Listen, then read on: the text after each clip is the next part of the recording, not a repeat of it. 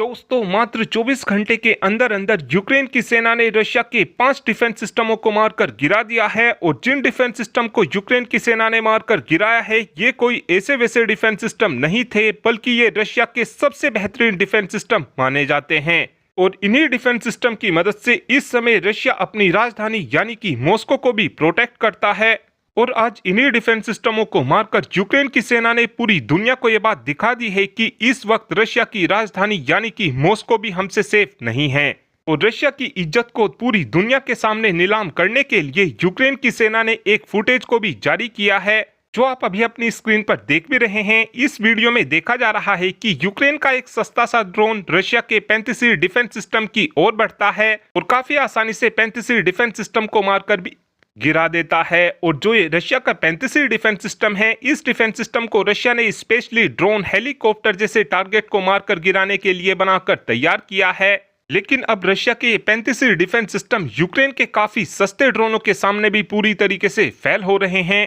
Ukraine की सेना ने 2 35 डिफेंस सिस्टम को मारकर गिराया है और 3 S-300 डिफेंस सिस्टम को मात्र 24 घंटे के अंदर अंदर ही मारकर गिराया है। और ये चीज दिखाती है कि इस समय रशिया के हथियारों की क्वालिटी लगातार गिरती जा रही है।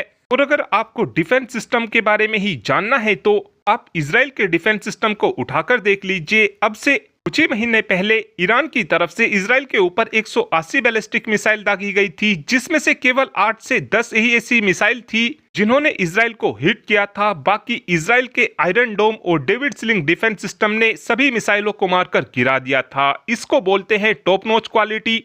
और आज रशिया के हथियारों की क्वालिटी को देखकर दुनिया भर के देश रशिया के हथियारों का मजाक बना रहे हैं और बोल रहे हैं कि जिन हथियारों को रशिया दुनिया के नंबर 1 हथियार बताता है, उन हथियारों को यूक्रेन काफी सस्ते ड्रोनों की मदद से मार रहा है। और रशिया की ये खराब क्वालिटी भविष्य में भारत के लिए बहुत ही ज्यादा फायदेमंद साबित होगी, क्योंकि इस समय दुनिया में बहुत से ऐसे देश हैं जो अमेरिकन हथियारों को नहीं लेना चाहते हैं, क्योंकि अमेरिकन हथियार काफी ज्यादा महंगे होते हैं। इसीलिए इन देशों के पास केवल 2 ही रास्ते बचते हैं। पहला रास्ता तो इनके पास रशिया होता है और दूसरा रास्ता इनके पास चाइना होता है।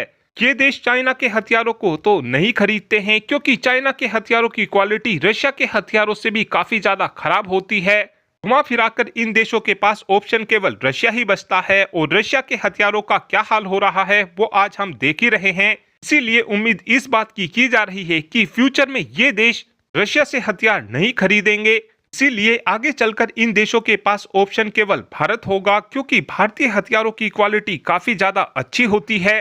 और आप ये बात मत सोचना कि ये बात कोई मैं अपनी तरफ से बोल रहा हूँ, इस बात को आर्मेनिया तो मानता ही है। साथ में फ्रांस की तरफ से हाल ही में ही ये बात मानी गई है कि भारतीय हथियारों की क्वालिटी टॉप नॉच होती है। इसीलिए ही फ्रांस भी भारत से Pinaka multi barrel rocket launcher जैसे सिस्टम को लेना चाहता है। और इस समय आर्मेनिया तो भारतीय हथियारों का पूरी तरीके से फैन हो चुका है, क्योंकि आर्मेनिया इस समय अपने ज्यादातर हथियार भारत से ही ले रहा है। पहले आर्मेनिया भी रशियन हथियारों का इस्तेमाल करता था, लेकिन जब से आर्मेनिया ने भारतीय हथियारों का इस्तेमाल करना शुरू किया है, जभी से ही आर्मेनिया ने रशिया से हथियार खरीदने बंद कर दिए हैं। और आर्मेनिया अब भारत से ही हथियारों की खरीद कर रहा है।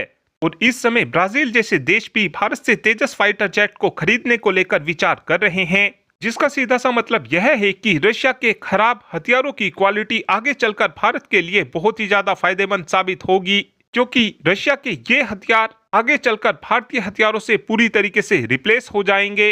और आगे चलकर भारत अपने हथियारों का एक्सपोर्ट कर जो पैसा आएगा, उस पैसे का इस्तेमाल करते हुए अपनी सेनाओं के लिए और भी ज्यादा एडवांस हथियारों को बनाकर तैयार कर सकेगा।